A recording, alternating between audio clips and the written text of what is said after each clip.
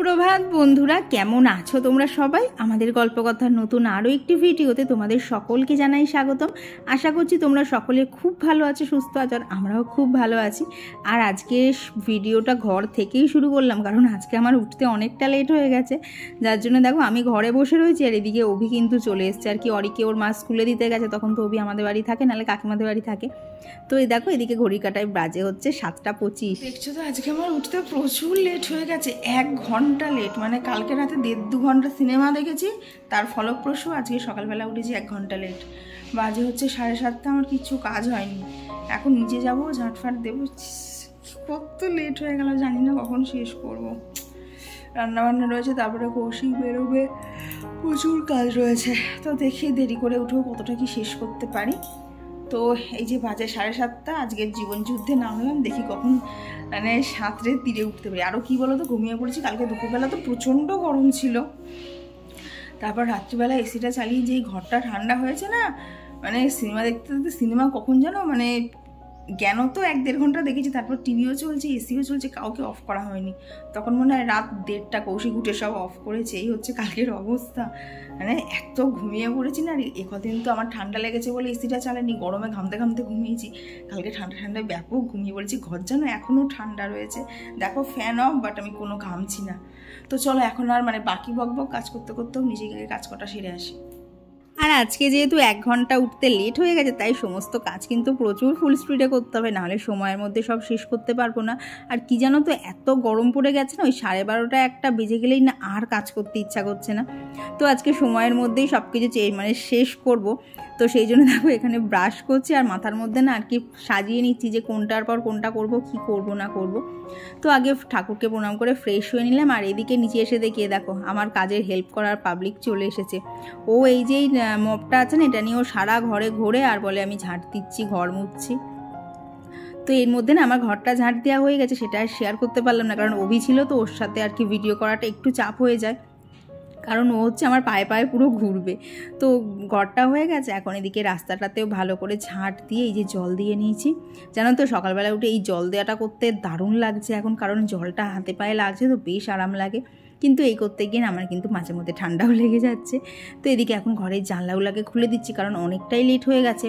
আর জানলা দিয়ে তো অলরেডি মানে জানলার দিকে অলরেডি তো রোদ চলে এসেছে, ঘরটার মধ্যে না কেমন যেন একটা হিট ঢুকছিল। তো জানলাটা না খুললেই নয়, তাই ভাবলাম আজকে আগে জানলাটা খুলে দিই, তারপরেই আস্তে আস্তে বিছানাটাকে ঝেড়ে নেব। জানো তো আজকে ভেবেছিলাম হচ্ছে বিছানাটার চাদরটা চেঞ্জ করব, কিন্তু এতটা আজকে দেরি হয়ে গেছে না, এখন আর কি মানে কাঁচা মেলা এখন অনেক টাইম লাগবে। তো সেই জন্য ভাবলাম যে আজকে আর তুলবো না, চলো কালকে সেটাকে চেঞ্জ করে নেব। আর আজকে তোমরা যেদিনের ভিডিওটা দেখছো না, এটা হচ্ছে শুক্রবার। এটা তোমাদের গতদিনকেই পাওয়ার কথা ছিল, কিন্তু এত গরমের মধ্যে না এডিট করা, ভয়েস করা আর পেরে উঠছিলাম না গো।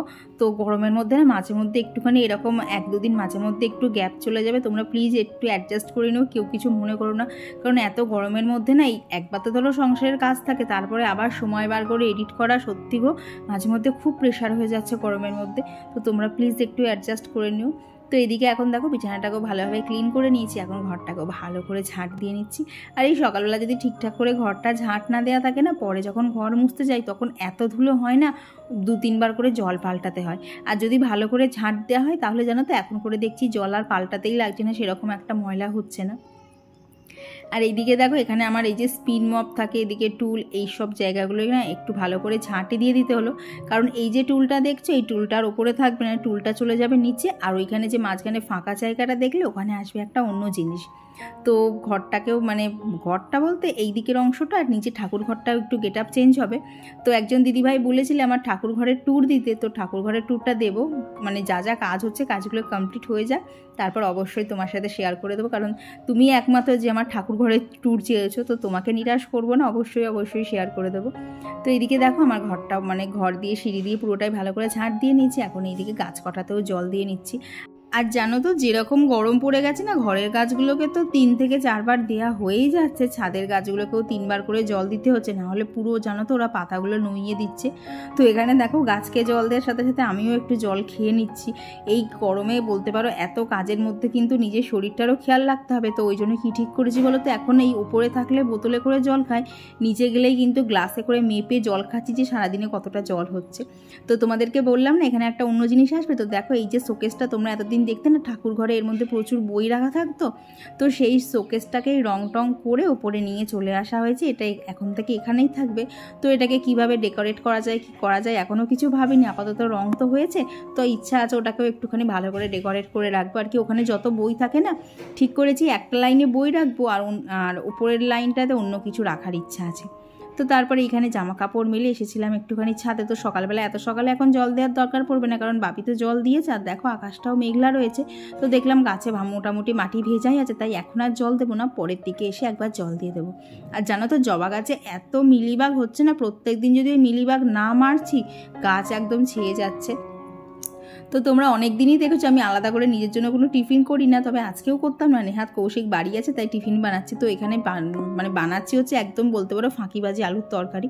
ওই যেইভাবে আলু আর কি ভাজা করে সেইভাবে লম্বা লম্বা করে কেটে তার মধ্যে নুন হলুদ একটা শুকনো লঙ্কা ফাটিয়ে দিয়েছি, দিয়ে তেল দিয়ে জল দিয়ে বসিয়ে দিয়েছি। তো ওইটা এখন ওখানে ওইভাবেই সেদ্ধ হবে।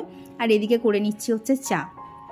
তো ওদিকে তো দুটো গ্যাস ধরিয়ে দিয়েছি, সেই ফাঁকে দেখো এখানে ভাতের যে চালটা লাগবে সেটাকেও কিন্তু নিয়ে নিয়েছি। আর তো 3বার তুলেও রেখেছি। আর দেখো চালের কুনকেটা না এইভাবে সবসময় ভরেই রাখি, এটা কোনো একটা কারোর কাছ থেকে যেন শিখেছিলাম যে চালের যে কুনকেটা থাকে না সেটাকে আর কি উপুর করে রাখতে নেই, চাল ওরকম পূর্ণ করে বসিয়ে রাখতে হয়, এতে নাকি সংসারের ভালো হয়। তো জানি না কতটা ভালো কতটা মন্দ, তবে দেখলাম না নিয়মটা পালন করতে ইচ্ছা করলো তাই করেও নিলাম। তো সকালবেলা এখানে আজকে 3 কাপ চা করেছিলাম, 1 কাপ দিয়ে এসেছি কাকুকে, আর এখানে আমার আর কৌশিকের ছিল। তো চা খাওয়া কমপ্লিট করতে করতে এদিকে কিন্তু তরকারি হয়ে গেছে, আর এখন ওপর থেকে দিয়ে দিলাম একটুখানি ম্যাগি মশলা। জানো তো তরকারিটা খেতে এত সুন্দর হয় না, আর দেখলে তো তরকারির পিছনে কোনো খাটনিই নেই, মানে তরকারি বসিয়ে অন্য কাজ ইজিলি করে নেওয়া যায়।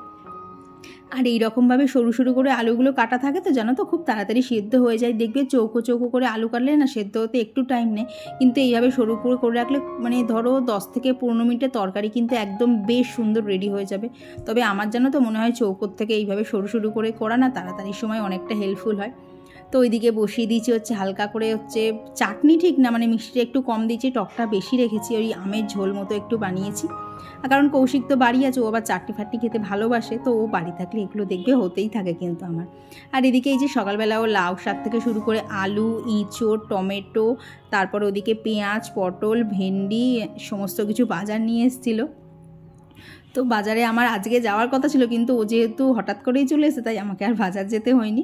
আর এখানে যা বাজার ছিল দেখো সমস্ত একদম ভালোভাবে গুছিয়ে নিয়েছি, কারণ এগুলো ফ্রিজে রেখে প্রায় আমার ধরো 5 দিন 6 দিন মতো চলে যাবে, তাই একদম ভালোভাবে গুছিয়ে রেখে চলো এগুলোকে আগে ফ্রিজে ঢুকিয়ে দেই, তাহলে টেবিলটা খালি হয়ে যাবে। আর টেবিলটা খালি হলেই কৌশিককে আমার খেতেও দিতে হবে, কারণ ও হচ্ছে বেরোবে। তো তোমাদেরকে বললাম না ও কিছু পার্সোনাল কাজের জন্যই বাড়িতে রয়েছে, তো সেই কাজেও বেরোবে, তাই সকালবেলা করে আগে কিন্তু আজকে আমাকে টিফিনটা বানাতে হয়েছে, তারপরেই অন্য কিছু। তো এদিকে তো তরকারি হয়ে গেছে, এখন মানে ও স্নান করতে গেছে, আর এখানে হচ্ছে ওর জন্য গরম গরম রুটিগুলো বানিয়ে দিচ্ছি। তো আজকের আমাদের টিফিনে এইটাই গরম গরম রুটি, তার সাথে রয়েছে আলুর তরকারি। তো চলো এইবার কাজ করতে করতে তোমাদের সাথে বেশ কিছু কমেন্ট শেয়ার করে নিই। আমার গত ভিডিওতে আমাদের ছোট্ট সংসার থেকে দিদিভাই কমেন্ট করে জানিয়েছে তুমি এত সুন্দর করে কিভাবে কাজ করো, টিপস দিও। তো তুমি একটা যেরকম টিপস চেয়েছো সেইভাবে জানো তো সেরকম কোনো টিপস আমি ফলো করি না।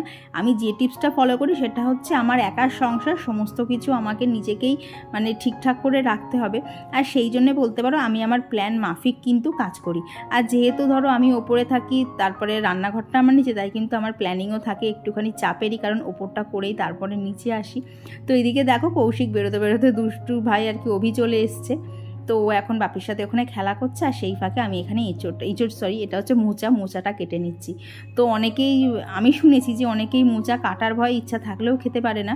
তো সত্যি কথা বলতে আমি জানো তো মোচাটা বটি দিয়ে কাটতে সেরকম কমফোর্টেবল ফিল করি না, তো সেই জন্যই দেখো আমি এখানে এই যে ছুরির সাহায্যেই কিন্তু কেটে নিচ্ছি। আর এদিকে দেখো মোচার এগুলোকে কি বলবো আমি জানি না এগুলোকে কি বলে, তো সেই অংশগুলোই দেখো চাকু দিয়ে না একটুখানি নিচের দিকে যাতে একটুখানি আর কি ওগুলো একদম ছড়িয়ে না যায় সেজন্য একটুখানি গায়ে রেখে না, তো সেইগুলোকে এখন মোচাগুলোকে আলাদা করে নিয়েছি। আর এখন ওই যে মাঝখানটা একদম যেটা আর কি ছাড়ানো যায় না, আস্তে আস্তে এরকম কুচিয়ে নিতে হয়, সেটাকে এখন কুচিয়ে নিচ্ছি। আর অবশ্যই কিন্তু ছুরিতে এইভাবে ভালো করে সর্ষের তেল মাখিয়ে নিতে হবে, নাহলে কিন্তু কাটার সময় খুব অসুবিধা হবে। তবে জানো তো এই মোচা বলো এঁচড় বলো যত যাই করি সেই লাস্টে গিয়ে না আঙুলের মাথাটা কালো হয়ে যায়।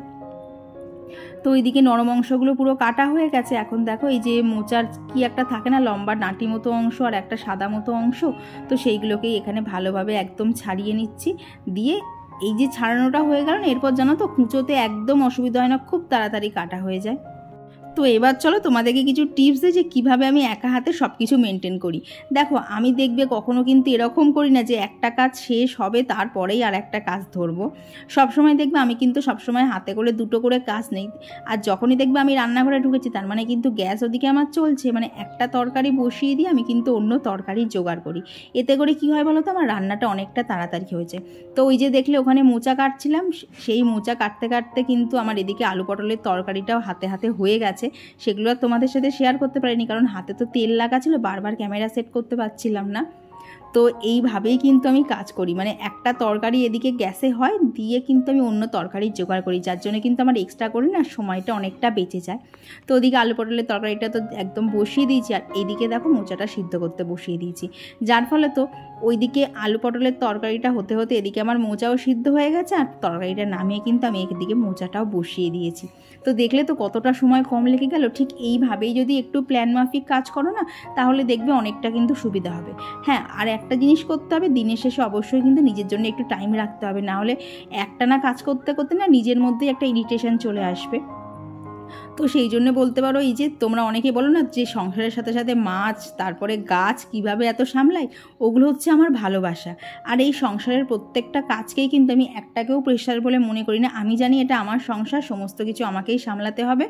আর এই সংসারটার প্রতি এমন একটা ভালোবাসা চলে এসছে না, ওই কোথাও কিছু এদিক ওদিক দেখলে কিন্তু তখন আর ভালো লাগে না, তখন মনে হয় কতক্ষণে কাজগুলো সুন্দর করে গোছাবো।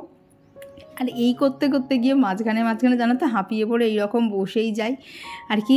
এতক্ষণ তো দাঁড়িয়ে দাঁড়িয়ে কাজ করছিলাম, যেই না একটুখানি বসেছি কোমরটা বেশ আরাম পেলো, মনে হলো না মিনিটখানেক একটুখানি বসে নিই, তারপরে আবার কাজ করছি। তো এইদিকে দেখো মোচাটা তো হয়ে গেছে। তো এখানে গরম মশলা ফোড়ন দিয়ে আলুটা ভেজে নিয়েছিলাম, আর মশলার মধ্যে দিয়েছি হচ্ছে আদা, কাঁচা লঙ্কা, জিরে বাটা। তো সেইটা দিয়ে আলুটা ভালোভাবে কষিয়ে সেদ্ধ করা মোচা ছোলাগুলো দিয়ে দিয়েছি, ব্যাস মোচা রেডি। একদম খুব তাড়াতাড়ি রান্না হয়ে যায়, যেহেতু একবার করে সিদ্ধ করা থাকে তাই রান্না করতেও সময় লাগে না। তো আজকে মেনুতে আমাদের রয়েছে হচ্ছে ডাল, শাক ভাজা, এদিকে রয়েছে হচ্ছে আমের ঝোল, তার সাথে করেছি আলু পটলের তরকারি, আর করেছি মোচা। তো এই দিয়েই আজকে আমাদের হয়ে যাবে। তো চলো বাকি কাজগুলো কমপ্লিট করতে করতে তোমাদের সাথে আরও বেশ কিছু কমেন্ট শেয়ার করে নিই। তো আর আমার গত ভিডিওতে রিঙ্কি ভৌমিক দিদিভাই কমেন্ট করেছে, তুমি আমাকে ভুলে গেছো, তোমার কোনো দোষ নেই, কারণ আমি অনেক দিন হলো তোমার ব্লগ দেখতে পাই না, কারণ একটা ঘটনা ঘটেছিল। ঠিক আছে দিদিভাই, ঘটনাটা আমি এখানে আর বললাম না, তবে তোমার ছেলে এখন কেমন আছে অবশ্যই কমেন্টে জানিও। দেখো মানুষের সুবিধা অসুবিধা থাকতেই পারে, তবে তুমি সব কাটিয়ে যে তোমার এখনও আমার কথা মনে আছে, এতেই আমি ভীষণ খুশি হয়েছি। তবে এখন ব্লগ দেখার মধ্যে যেও না, আগে নিজের ছেলের যত্ন নাও, ওকে আগে সুস্থ করে তোলো, তারপরেই আমার ব্লগ দেখো।